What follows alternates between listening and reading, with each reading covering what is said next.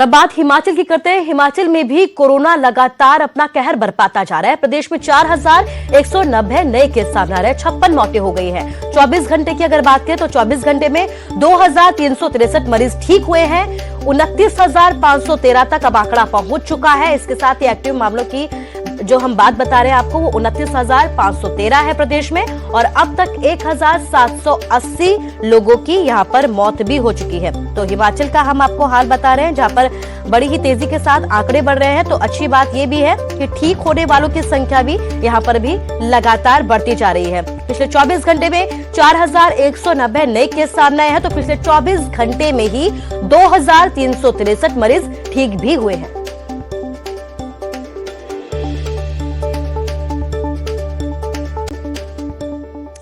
तो वहीं जयराम ठाकुर ने, हिमाचल प्रदेश के मुख्यमंत्री हैं, कोरोना कर्फ्यू का जायजा लिया है। सीएम ने मॉल रोड पर स्थिति का पूरा जायजा लिया। न्यूज 18 पर सीएम जयराम ठाकुर ने यह कहा कि अर्थव्यवस्था को नुकसान नहीं होने दी जाएगी, इसीलिए ही छूट दी गई है कोरोना कर्फ्यू में। इसके साथ ही जनता का उन्हें पूरा सहयोग मिल रहा है। आपको बता दें कि 7 मई से हिमाचल में कोरोना कर्फ्यू लगाया गया है, 16 मई तक। इसके साथ ही कोरोना की रफ्तार को रोकने के लिए सीएम की तरफ से यह कहा गया है कि छूट भी दी गई है, ताकि हालात जो है ना बिगड़े, आर्थिकी लोगों की ना बिगड़े। लेकिन हाँ, हम सबको मिलकर कोरोना की चेन को तोड़ना होगा। यही वजह है कि ये कर्फ्यू लगाया गया, और इसके लिए सीएम ने लोगों से सहयोग भी मांगा है। और ये बात भी सीएम की तरफ से ये कहा गया है कि हाँ, लोगों की तरफ से सहयोग भी दिया जा रहा है।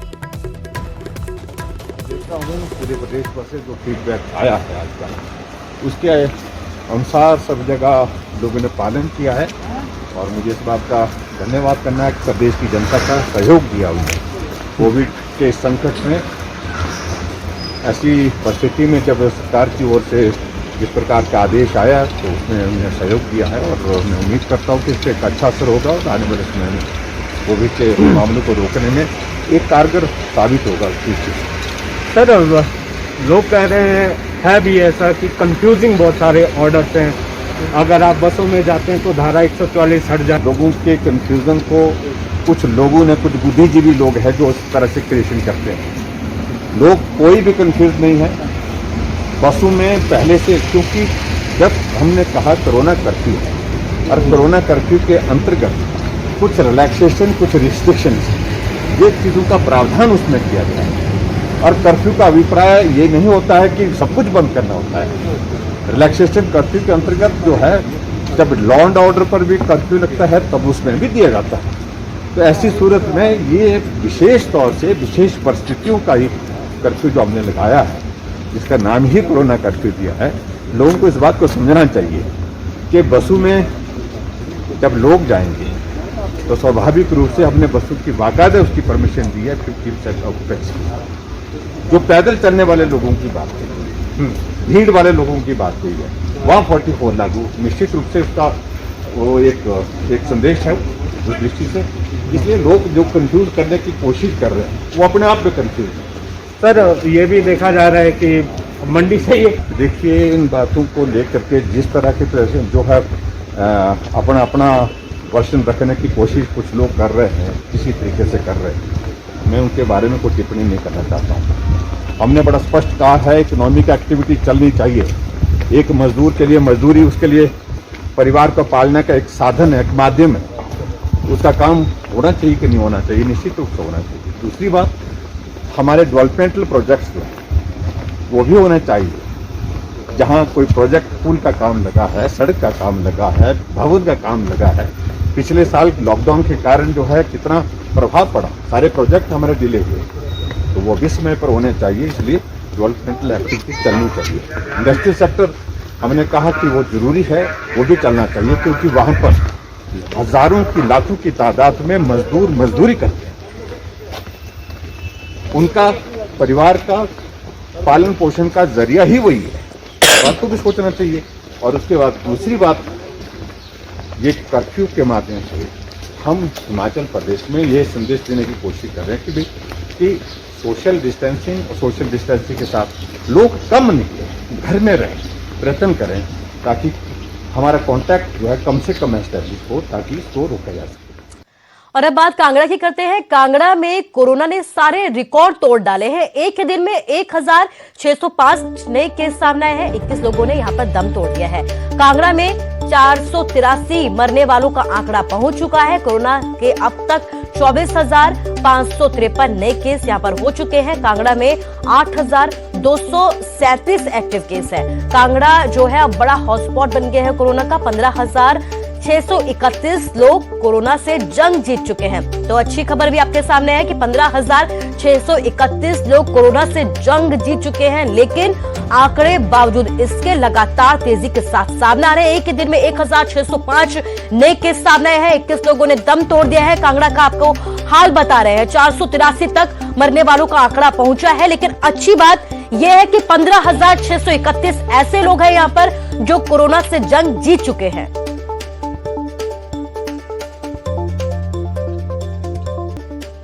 और ज्यादा जानकारी के लिए हमारे संवाददाता विचित्र शर्मा हमारे साथ कांगड़ा से लाइव जुड़ गए हैं। विचित्र, आपसे ये जानना चाहूंगी कि कांगड़ा प्रशासन की तरफ से पहले ही लॉकडाउन लगा दिया गया था। हिमाचल सरकार ने 7 मई से लॉकडाउन लगाया, लेकिन कांगड़ा प्रशासन पहले ही इसकी शुरुआत कर चुका था। बावजूद इसके आखिर क्यों आंकड़े तेजी के साथ बढ़ रहे हैं? देखिए कुसुम, इस बात से डिनाई नहीं किया जा सकता कि जो कोरोना के इस काल में यानी बीते 14 महीनों में जो कांगड़ा प्रशासन ने काम किया है वैसा काम कहीं और देखने को मिला हो। हालांकि हुआ होगा, लेकिन जहां तक हम लोग चूंकि ग्राउंड रियलिटी हम लोग देखते रहे हैं, हम लोग कोरोना को लगातार कवर करते रहे हैं, तो ऐसे में कहा जा सकता है कि यहाँ के जो जिलाधीश राकेश प्रजापति, उनकी अगुवाई में जो यहाँ पर काम हुआ है उसके उस तरह से काम जो है वो कहीं और भी हुआ होगा, उस पर हम नहीं जाते, लेकिन यहाँ पर बहुत बेहतरी से काम हुआ है। चूंकि कांगड़ा जो है वो पूरे हिमाचल प्रदेश का सेंटर पॉइंट है, केंद्रीय जिला, एक तरह से केंद्र है, प्रदेश की दूसरी राजधानी है, और बाकी के 6 जिलों के साथ इसकी जो बाउंड्रीज है वो शेयर होती है। जम्मू कश्मीर के साथ इसकी बाउंड्री लगती है, इसके साथ पंजाब के साथ इसका बॉर्डर शेयर होता है, सीमा लगती है। तो ऐसे में यहाँ पर आवाजाही भी बहुत ज्यादा है, टूरिज्म के आयाम बहुत ज्यादा यहाँ पर, अंतर्राष्ट्रीय स्तर का क्रिकेट स्टेडियम यहाँ पर है, बहुत सारी ऐसी जगह हैं जिसकी वजह से रश यहाँ पर बहुत ज्यादा होता है, भारी भीड़ यहाँ पर रहती है, लाखों की संख्या में जो है टूरिस्ट यहाँ पर आता है। और अगर हाँ, जिस तरह से हम ये देखें कि कोरोना के जो केसेस यहाँ पर लगातार बढ़ते गए हैं, तो ऐसा नहीं है कि बाकी अगर डिस्ट्रिक्ट्स की बजाय अगर कांगड़ा को देखा जाए तो यहाँ पर पॉपुलेशन भी थोड़ा ज्यादा है, तो ऐसे में जो है वो सैंपलिंग भी बहुत फास्ट हो रही है, तो ऐसे में जो है कहीं ना कहीं केसेस जो है वो बढ़ने लाजमी है। हाँ, एक बात हम देख सकते हैं कि इस वक्त जो है वो हॉटस्पॉट वाकई में जो है वो कांगड़ा बन चुका है पूरे हिमाचल प्रदेश में कोरोना के लिहाज से। अभी देखें, अगर हम आंकड़ों पर जाएं कुसुम, तो पूरे हिमाचल प्रदेश में देखते हैं हम कि अब तक यानी बीते 14 महीनों में जो है वो 1,18,000 के करीब जो है वो कोरोना संक्रमित हुए हैं। तो उसकी कंपैरेटिवली अगर हम यहाँ पर देखें तो 24,353 लोग जो हैं वो कांगड़ा में भी अब तक जो है वो कोरोना के से संक्रमित हो चुके हैं। रिकवरी रेट अगर हम देखते हैं तो पूरे हिमाचल प्रदेश में 99,797 लोग जो हैं वो स्वस्थ भी हुए हैं, यानी कोरोना से जंग जीत चुके हैं। तो ऐसी ही स्थिति कमोवेश कांगड़ा में भी है। 15,631 लोगों ने यहाँ भी जंग जीती है। पूरे हिमाचल प्रदेश में इस वक्त अगर देखें हम तो 27,724 लोग जो हैं वो कोरोना से संक्रमित हैं। तो वही हिमाचल, अगर कांगड़ा की हम बात करें तो 8,224 लोग जो हैं, 34 लोग जो हैं वो कांगड़ा में जो है वो कोरोना के एक्टिव केसेस इस वक्त हैं। तो ये हॉटस्पॉट है। कांगड़ा में डेथ रेट भी देखी जाए, पूरे हिमाचल प्रदेश में हम देखें तो 1,724 लोगों की अब तक मौत हुई है कोरोना संक्रमण के कारण। उनमें से महज कांगड़ा में ही जो है वो 483 लोगों की मौत हो चुकी है। तो ऐसे में बिल्कुल कांगड़ा जो है वो हॉटस्पॉट है, और यहां पर सभी की नजरें हैं। जो मुख्यमंत्री जयराम ठाकुर हैं, सरकार है, उनकी भी नजर यहां पर है। और ऐसा भी नहीं है, बीते 14 महीनों में यहां पर वो कार्यक्रम हुए हैं, उस तरह के कार्यक्रम हुए हैं जो प्रदेश में कहीं और हुए होंगे, ऐसा देखा जा सकता है।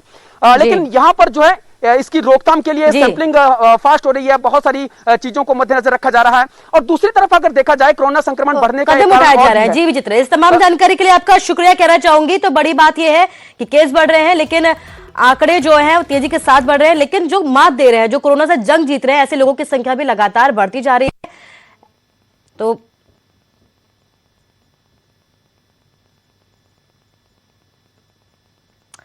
तो कोरोना काल में जब हम सभी को एक दूसरे के साथ देने की जरूरत है, ऐसी मुश्किल घड़ी में भी कुछ लोग ऐसे हैं जो सिर्फ और सिर्फ अपने मुनाफे के बारे में सोच रहे हैं। न्यूज 18 की टीम ने भटिंडा में एक स्टिंग ऑपरेशन किया और मेडिकल स्टोर में धड़ल्ले से चल रहे ऑक्सीमीटर की कालाबाजारी का पर्दाफाश किया है।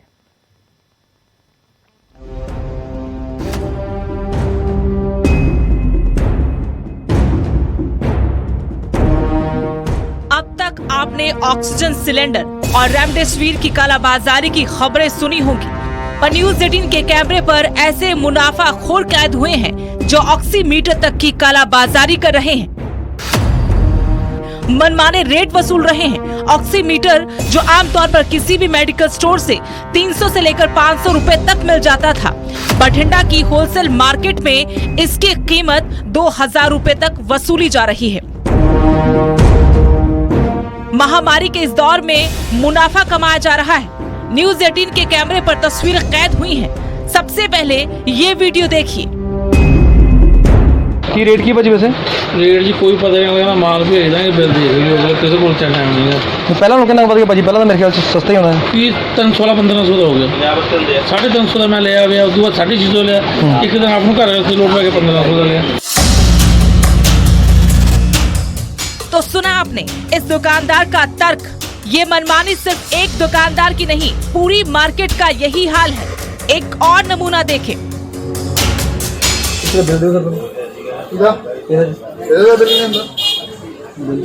मेरे अकाउंट पे है, मैं एम्प्लॉई किसी कंपनी का। कोई दिक्कत नहीं, फिर लड़ी कल में स्टॉक नहीं श्योर मिल जूगा, क्योंकि मेरे पैसे नहीं कैश है। और किसी आइटम में कर दो, और किसी आइटम ऑक्सीमीटर का क्या सी ना कंपनी ऑक्सीमीटर है जी, किस तरह इंश्योरेंस कंपनी है, इंश्योरेंस कंपनी। तो सुना आपने बिल देने के नाम पर कैसे दुकानदार टाल मटोल कर रहा है। हमारी टीम ने जब बिल मांगा तो जवाब मिला कि बिल चाहिए तो 1800 रुपए देने होंगे। पैसे देने के बावजूद पक्का बिल नहीं मिला। कच्चा बिल थमाकर भरोसा दिया कि 2 दिन बाद पक्का बिल मिल जाएगा। हद तो तब हो गई जब ऑक्सीमीटर की पैकिंग पर कोई MRP रेट तक नहीं है।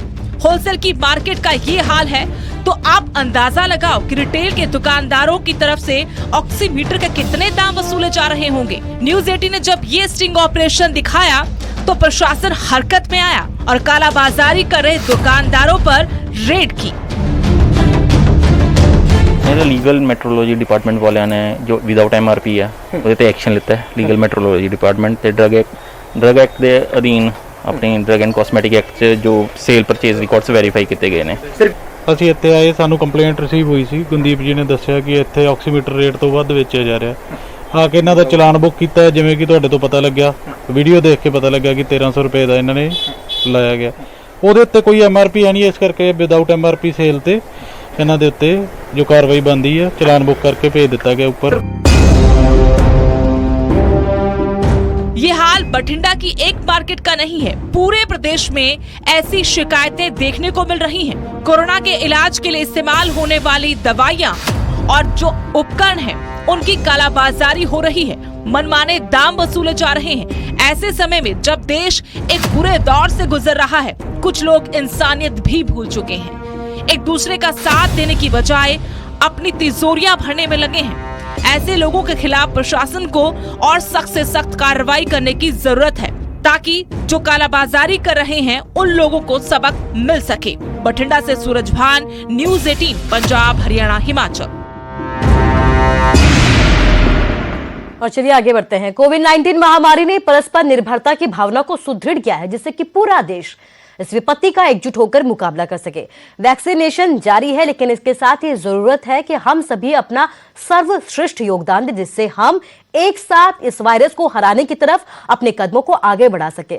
नेटवर्क 18 इस मुहिम में हर कदम पर आपके साथ खड़ा है। जब तक सभी सुरक्षित नहीं होते, तब तक कोई भी सुरक्षित नहीं होगा। इसी सोच के आधार पर हमारे कैंपेन संजीवनी का लक्ष्य ये सुनिश्चित करना है कि वैक्सीन पाना हम सभी भारतीयों का समान अधिकार है।